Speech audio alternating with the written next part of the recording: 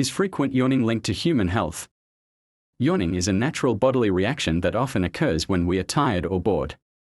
However, frequent yawning can also be a sign of underlying health issues.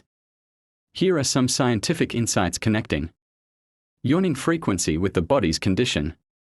1. Brain temperature regulation. Research suggests that yawning helps cool down the brain. When the brain becomes overheated or overly active, the body may trigger frequent yawning to stabilize its temperature. 2. Lack of sleep or fatigue.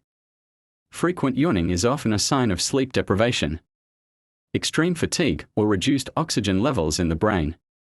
The body may yawn more in an attempt to refresh itself. 3. Cardiovascular issues. In rare cases, excessive yawning may be linked to vagus nerve stimulation, which affects heart rate and blood pressure.